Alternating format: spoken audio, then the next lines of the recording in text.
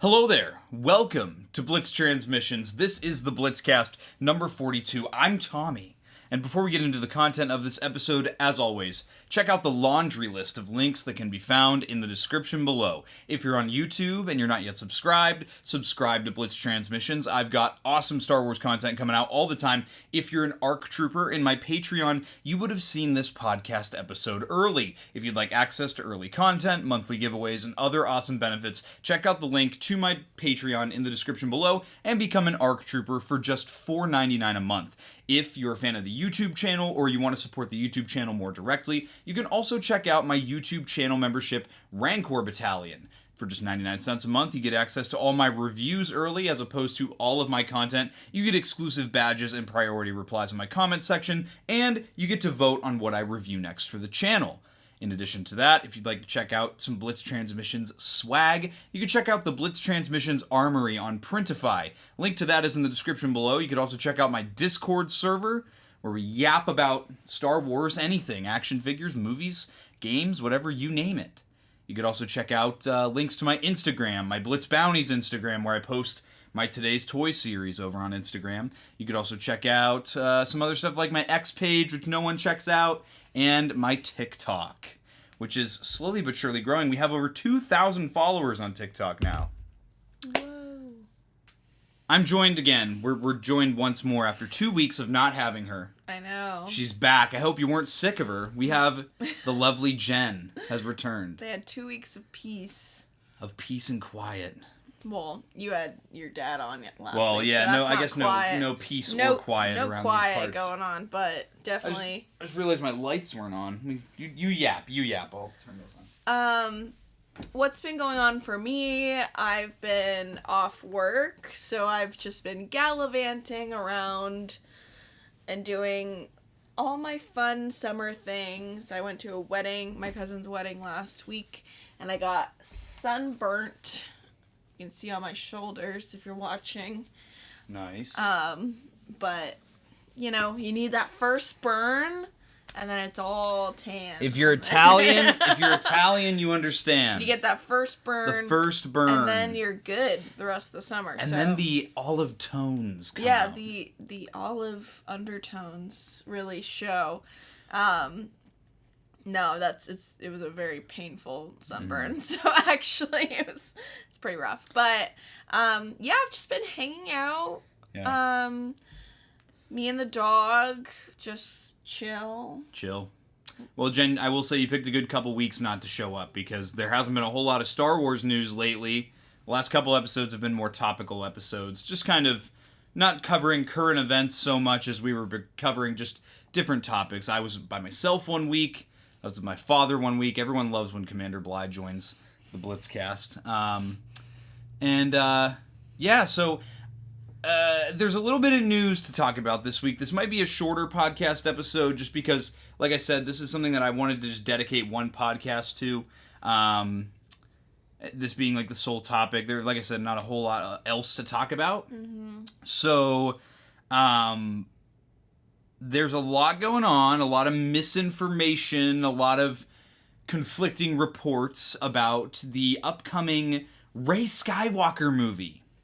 Here's what we know about the Rey Skywalker movie before we get into the latest updates, and then we'll kind of, get into our discussion about this. Leading up to now, we knew that there was going to be a Rey Skywalker movie that takes place in universe about 15 years after the rise of Skywalker. Rey is kind of leading the Jedi Order at this point and kind of finding her way as a Jedi Master. We know that this movie is going to be directed by Sharmeen Obaid-Chinoy, who has some credits for directing documentaries about like women in the Middle East and things of that nature. Very, very much like nonfiction documentaries. And then we know that there's like a lot of people writing a script. I did hear that someone did end up walking away during the script writing process. Then they got someone else involved in the script writing process. Then there were lots of reports over the last several months about the movie's dead in the water, the movie's been shelved, Charmin Obaid-Chinoy got fired, she's not fired, this guy walked, that guy walked, this guy's back.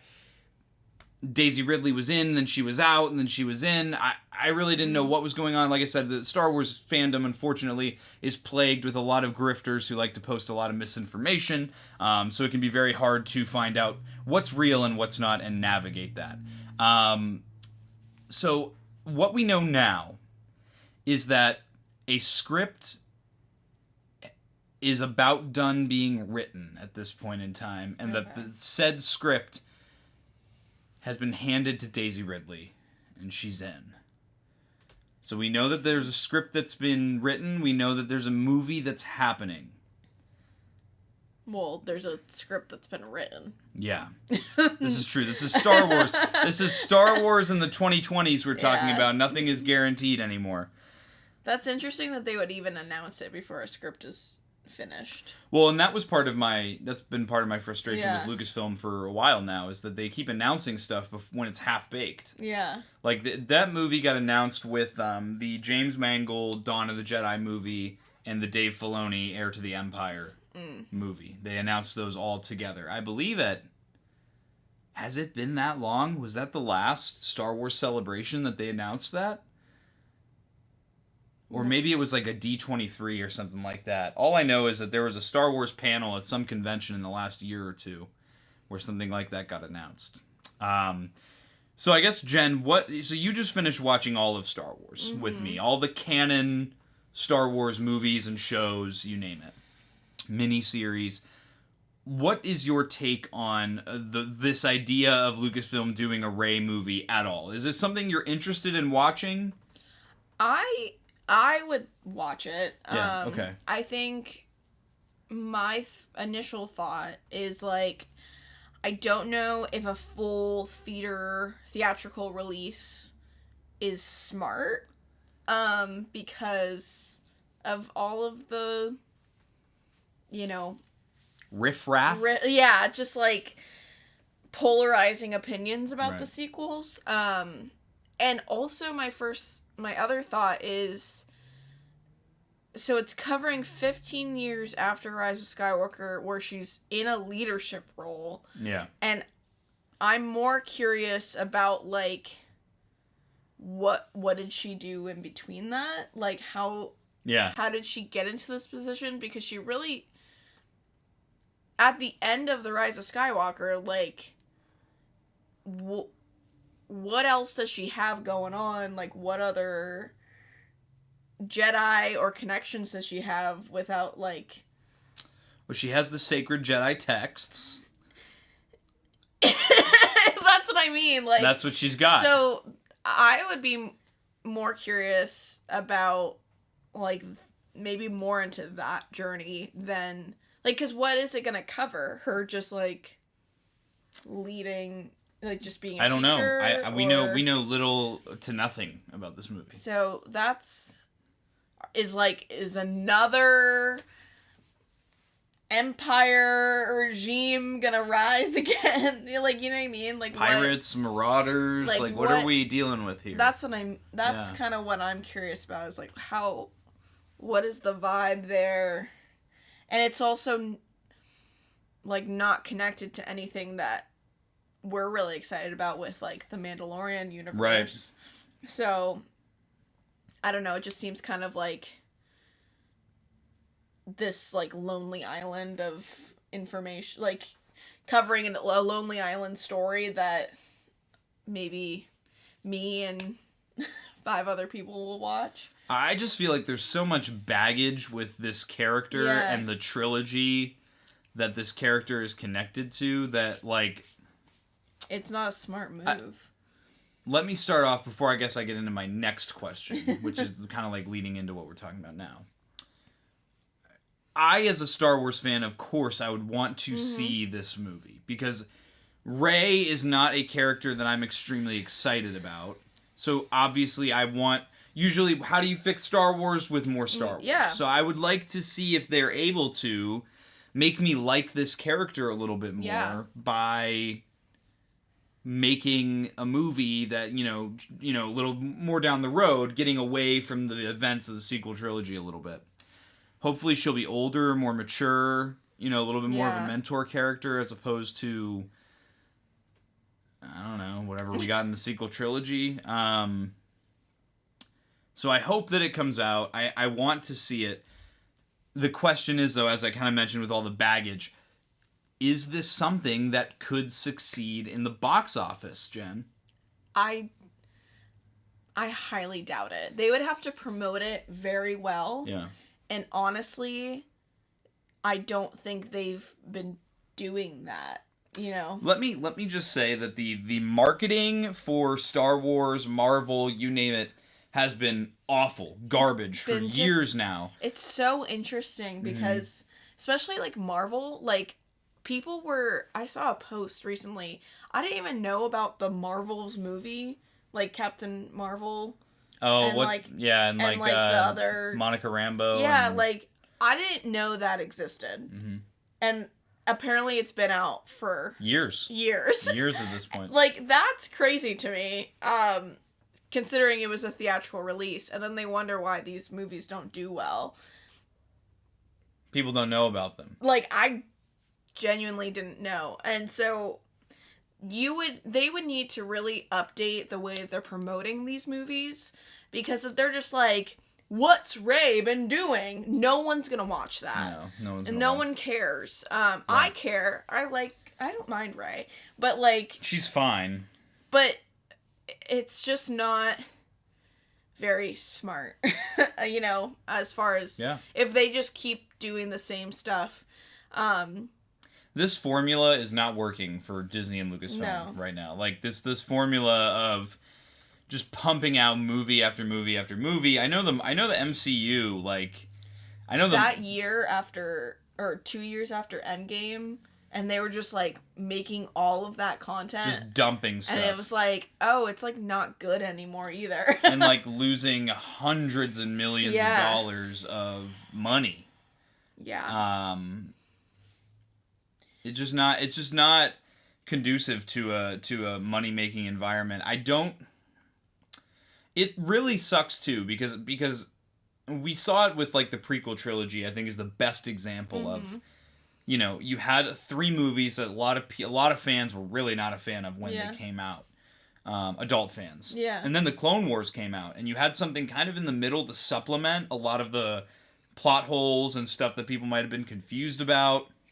And it really amplifies your enjoyment of that trilogy. Yeah. I think the sequel trilogy desperately needs an animated series or some sort of series or movie Resistance that takes place between specifically episode 8 and episode 9, because you do have a 1-year time gap between those two movies in universe. I think that we desperately need something like that to make us actually care about these characters from these movies. Or even like they could do kind of like a Tales of the Jedi something. Tales of the Resistance. Since it's, a shorter time period. Something supplemental, because besides Resistance, there's only been the movies. Yeah. And I know that's because they didn't do as well, and they're... Absolutely. And they're trying to appease the fans, and I get that. But if you're wanting to add to the content, then you need those other things that really built up both sets of trilogies beforehand. I mean, we have so much content for the in between the original, or in between the prequels and original trilogy. That's all of Mandalorian. No, Mandalorian's after. Oh, sorry. That's all of... It's Bad Batch. It's Rebels. Yeah. That's what I was thinking. Don't come for me. But then you have all of Mandalorian in between the OT and the sequel trilogies. But, like, there's nothing else after that. And you're trying to do a movie about movies that, like, people didn't really care about. It's just not smart. It's not. I would say even... they should do some type of animated or live action show between these two time periods if they are really set on doing a movie in that 15 years. Like, they need something else in between there. So that, and that's marketing too. If they do some type of like a short animated Tales of series to supplement it, that gets us back involved with those characters rather than just throwing a movie out there. And then also something else that is centered around Rey so that we give a shit about her. Like, just saying. Like, when did Rise of Skywalker come out? Rise of Skywalker came out in 2019. I don't care anymore. It's been 6 years. Yeah. You know, there's all these other content around the prequel trilogy, especially, that's been coming out since then. Yeah. So, yeah, we care way more about those characters than we care about Rey and Finn and even Kylo Ren, you know? I don't care. And you need to do something else before you just throw a movie, because that's just wasting money. You're literally flushing it down the toilet. Yeah. And that's the truth. That's and the then, truth. But then, if you did an animated show, or you even did, like, a limited series, that's a lower budget that you can work with. Yep. It kind of gauges your audience. Yeah. Get them excited. Bring in a really good writer. And not 50 of them. Like, bring in a small team of writers that actually have a story that they want to tell. And maybe there aren't any. And maybe that's what we're dealing with, is people don't want to write stories about these characters. Well, I think a big part of that too is the people who don't have any real experience with storytelling need to keep their hands off the project. Yeah. I don't need a focus group telling me about all these outside issues that need to be included in this script. Yeah. And all these like analysts that are going to tell me how we can maximize our profits on the writing. The story will tell itself. I think ultimately, though, I think this is just you're walking into a money pit with this movie. Sadly, I do want to see, as a fan, I do want to see Rey's story continue, because, like I said, I want to like the character. But I think that as a fan who, you know, I like to think that I'm logical most of the time. I just don't see this being a project that will perform well. No. I think you need to make people like the character first before we continue the story of the character. That was why the Clone Wars worked so well. Yeah. Because we already knew the story of Anakin Skywalker and Obi-Wan Kenobi, and then you brought in new characters like Ahsoka Tano and Captain Rex. Yeah. And we got to experience new characters with legacy characters in a way that we've never seen before. I think that what could really help the Rey movie, though, would be to explore Finn as a Jedi. Give the fans what we thought was coming before China got that sidelined, because China doesn't want black people in their films. And Disney cares too much about their profit margins to not give a shit about that. Oop, that's a bad word. PG-13. I said it too. And I think... But I think there's too many variables there. I don't know that John Boyega would ever come back. Yeah. I know John Boyega is very bitter with Disney right now. Understandably so. He did that, I think it was the GQ interview he did, where he shared his distaste with Disney and shared his distaste with how they sidelined his character very intentionally. Yeah. And then tried to sweep it under the rug. He was the most interesting character in Force Awakens. Yes. To me. Oh, yeah. I think that John Boyega would come back if Daisy Ridley, you know, is with him on this project, because they were co-stars, and I know that those two have a really good rapport. And if the script is focused, you know, I think that's that's a big part of it. I think that's why both of them, like, if what you're saying is true, that Daisy Ridley, you know, kind of backed out and went back in, and like, I think that wishy-washiness is because they've been so thrown about by Disney, and then also, been bullied by the fans afterwards, because of these, mistakes that were made in their stories. Yeah. So, and I don't want to get it twisted. I don't want to place any blame on the fandom, especially like preemptively. I really just hope that by the time this movie comes out, this era of clickbaity, ragebaity, misinformation, Sigma Alpha nerd culture of content kind of passes over us, because that's very much because internet is all about trends, and thankfully those trends die out pretty quickly. We are like in the throes of just moving from it started as clickbait, it's then moved to rage bait, and now it's just straight up lying. Now you just straight up just make stuff up to get clicks. I see it in the action figure content creating world. I see it in the Star Wars media creating world. And anyone who wants to just gain a following and make money off of social media, now you just lie. Now you just make stuff up, and you just, whatever you can do and say to get those clicks and keep those views up, you will do and say. And you'll sacrifice your integrity to do so. I hope that we get away from that, because I think that regardless of if the movie is good or not, I think it's going to be, a huge downfall of it is going to be the smear campaign that's going to come from, all the people that claim to have insiders in Hollywood and all that other crap. Yeah. So I think that's a challenge for Lucasfilm, is navigating that as well. And what they need to do, though, is pivot from the mentality of, well, the fans think that they can, they can get to choose how this goes, or we're going to put them in their place, and we're going to actually lean even harder into the... It's so stupid. Into the DEI and all that stuff. Because that's what's been happening, is like, you have a loud outcry from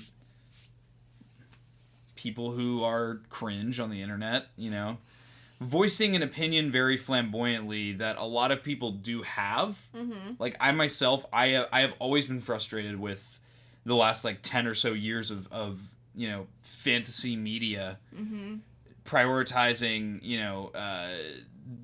messaging and quotas and things like that, as opposed to and putting that ahead of making a good narrative and a good story.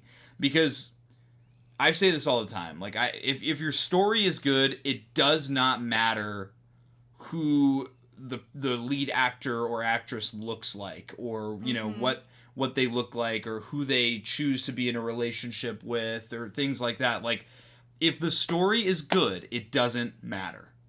Andor is a perfect example of that. An extremely diverse cast with all different diverse stories, with all different walks of life, and every moment of that show is amazing. It's breathtaking, and I think that is a perfect example of something that can be hugely successful if you focus on the story of it. Yeah. And that's what art is supposed to be. But the problem is, not every show is gonna have a Tony Gilroy writing the show. That's part of the issue. So you have to have writers that actually care about telling a good story. And honestly, what helped Andor is that Tony Gilroy doesn't even like Star Wars. He just wanted to tell a good story. Yeah. So that's what saved that show. And so, you just have to have all the right people in the right places. Yeah. And I think that might be the downfall of this movie is all it takes is one wrong person to have too much say. Well, and that's kind of what I meant too, of who knows if the storytellers, the good storytellers, even care enough to write a story about Rey that's cohesive and smart, because that's the other issue, is because you've had all this wackiness with these characters. I mean, do you think a lot of people are going to want to touch that? Not with a 10-foot pole. Yeah, exactly. I mean, that's the reality of it, Unless they do a little, and it was all a dream. I would hate that. I would hate I would that hate that too. even more because at that point it's just such a cop-out. Yeah. It's like... Just commit. Rey wakes up from a dream and the entire sequel trilogy was a dream. That would be... Come on, man. Like, that's such a... You made your mess, you know? Yeah. Or what is it? You made the bed, not lay in it? Is that the... Yeah. Like, you chose to make slop 10 years ago, so now that you did that, now you have to fix it. You don't get to take the easy way out here. They can just do an animated series, and that way you can build up these characters more. You don't have to cast Daisy Ridley or John Bodega. Bodega. I knew I was saying it wrong. But, like, and then they are able to see what is the fan base saying, like, what is their response to this new story. You can kind of, like, just test the waters and then go from there as far as, like, a live action show or a movie with the cast. I know a lot of people that don't even like the sequel trilogy that would want some sort of series detailing the events in that time gap between 8 and 9. Because every other piece of media in Star Wars has that supplemental information. That's what I've always talked about in watching all of these. Yeah. There's the Resistance Reborn book that I have under the desk here. I read that book. I would even be okay with, let's pick up where we left off in that book. Yeah. Like, acknowledge that the book exists. Yeah. Because that book takes place immediately after The Last Jedi. Okay. And so then we have it's basically the Rebels, they have a new base.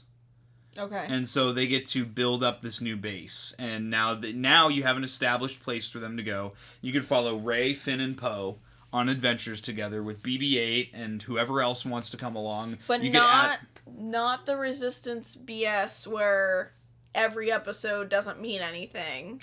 Yeah, right. Because, oh my gosh, that killed me. Every other show has a overlying plot with it. Like, every other show. Even if it's a kid's show like Clone Wars, like Rebels, especially those first couple seasons where it would be a goofy thing happening that doesn't really mean anything by the end of it. Yeah. There's still an overarching plot and character development and growth. Mm-hmm.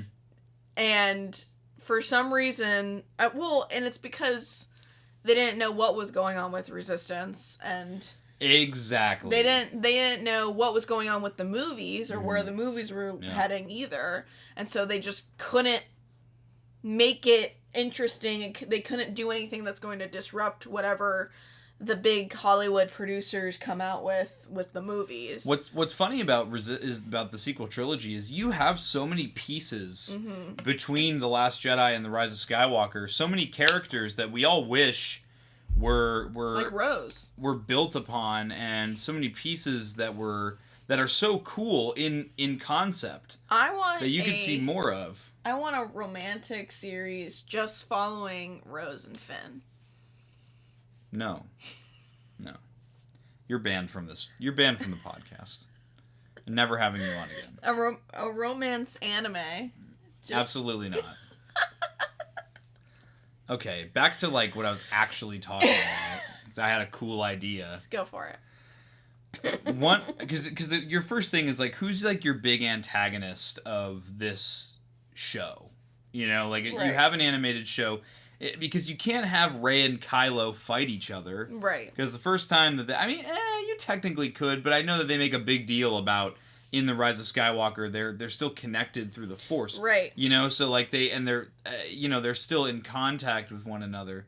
And also Rey hasn't really been fighting a lot. Yeah. We get into that with like in The Rise of Skywalker, that's like a conflict between Poe and Rey in the beginning of the movie is that she's been on Agent Kloss training. Yeah. So, I mean, you could get to... Because in the end of the book, they're not on Agent Kloss in the Resistance Reborn book. So you could get into, like, she could be doing missions and stuff until they get to Agent Kloss. Mm-hmm. Then she begins her real training, and you could kind of sideline her. We could really focus on like Finn and Poe and BB-8 and like Chewie, and Leia could even get some good screen time. But your main antagonist could be the Knights of Ren. They are so underused in this trilogy. They're just hanging out. They get really. They're 6 badass warriors that you could just have shipped all over the galaxy, just chasing down the Resistance. They could, just a series about the Knights of Ren and like how Kylo gets, like, doesn't he like defeat their leader? Is that part of it? That's why in how the comic books, that's how he becomes. gains... that's how he becomes the leader of the Knights of Ren. Like, that's really cool. That'd be an interesting. That could be like a Tales of the Resistance or whatever. Would be like 3 episodes about that. Even. I don't know. I'm just a person that's watched all of Star Wars, technically. So don't, my word's not gospel. But there's a clear, boundary between what they put all of their creative energy into and why it does really well versus this series that they just sidelined because people didn't like it. Yeah. And that's not doing it any disservice or any service, because we know from the past people don't like Star Wars sometimes when it initially comes out. And then they add to it and then people like it. Yeah. That is all of the prequels. And that was one of my biggest qualms with the prequels before we watched everything was I don't really know what's going on. I have no idea what's happening as far as, like, politically. It's, like, going over my head. Yeah. And, like, why is Anakin all of a sudden, like, the bad guy? That was always I was like, that doesn't really make sense. There's such a big time gap. Does not compute. Yeah, and then they add all this stuff to it, and now we love the prequels. Everyone's fucking glazing the prequels, and people didn't like them originally. Yeah. Just add, like you said, more Star Wars fixes Star Wars. Yeah. There's a lot you could do with this show, and honestly, again, the reason I'm talking about this so much right now is because I feel like this would help build up anticipation for a Rey movie. Yeah. And honestly, I'm really interested to see what the concept is for that, considering the director is like a documentary. Person. I want to see an animated series is just a lot easier to deal with than trying to cast actors and make sets and do it that way. People like the animated series. I want to see. There's so much you could do here. I want to see Kylo Ren questing to take over the galaxy. I want to see planetary conflicts where the First Order is just decimating a population. Yeah. Just, I want to see Kylo Ren grappling with killing his father and the conflict there that is very clearly there. Yeah. And him rejecting that. I want to see new characters that they introduced into the Rise of Skywalker, like Admiral Pride is the dude that kills General Hux in the movie. Oh. Shoots him. He's a character they just throw in that movie. What the hell? Who is this guy? Let's follow how General Hux is a resistance is slowly spy. Becoming a resistance spy. Because where'd that come from? I'm the spy. He was Hitler before. Yeah, and Hitler. How did we get here? Give me more of Kylo Ren big boying Hux to the point that it pushes him to betray the faction that he is so loyal to. Obviously for selfish gain, but there's so much with so many characters that you could explore in a series that would only need to be 1 or 2 seasons. Yeah. I don't need it to be a 4, 5, 6, 7 season show.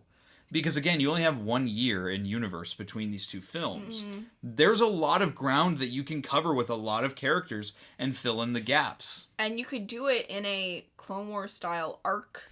An anthology series. Yeah, I think Like, with that would yes, be you super cool. you generally know what's happening in the sequence of events. But yeah, an anthology series where you're just covering different And then characters. that would move you along so quickly, you know, to just get through that 3 or 4 episodes of that character. Give me something exciting. Like, why the hell is Maz Kanata all of a sudden with the Resistance in episode 9? In episode 8, they had to talk to her on a holoprojector for 2 seconds, and she's like in the middle of a battle over some treasure. Like, what? I want to know more about these characters. Give me more information about these characters. And obviously the big ones. Rey, Finn, and Poe. I want to see them actually be a team, and I want to actually care about them. Because they seem like they care about each other in The Rise of Skywalker. It's just that no one buys it, because we never saw them do anything together. It's the same thing people get mad about Luke Skywalker in The Last Jedi. Mm-hmm. We never saw him as the great Jedi Master. We just see him after his downfall. You know? That would be a cool series. Yeah, it would. But that would be cool. What do you think realistically we could see from the Rey movie? I think, considering who the director is, I think it would be very focused on her emotional journey as a... Like, that's what I'm kind of getting from what you're saying of, like, what this director has done before. Mm-hmm. Yeah. I'm assuming it's going to be very... obviously Rey focused. Yes. Not with all of these other characters. It would be her journey as a Jedi Master. And probably a very, like, intimate style. Is what I'm getting at. Like, what I'm feeling. Which would be super interesting. However, I don't think it would perform well. I would love... I mean, I like Rey. I don't mind. She's fine. She's a fine character, I do want to see more from her. And I think if what I'm assuming about this, where this is going, is true, it would be very unique to Star Wars. And I think it would be very interesting, an interesting story to tell. Yeah. However, because we don't have that other stuff going on, supplemental, it might fall flat. I think it's doomed to fail. I really do. Sadly, I have to be realistic with myself. I think the movie is just doomed to just blow chunks in the box office, and then they'll never touch those characters again. And then they'll never touch it again. And then once again, here we are with Lucasfilm. It's like, you guys had an idea right in front of you. Yeah. That's worked in the past.